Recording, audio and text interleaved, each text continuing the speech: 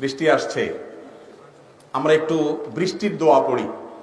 আল্লাহুম্মা সাইয়্যিবান নাফিআ, আল্লাহুম্মা সাইয়্যিবান নাফিআ।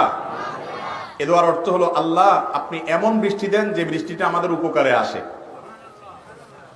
আর আরেকটা দোয়া আছে বৃষ্টির, আল্লাহুম্মা হাওয়ালাইনা হাওয়ালাইনা ওয়ালা আলাইনা, আল্লাহুম্মা হাওয়ালাইনা ওয়ালা আলাইনা।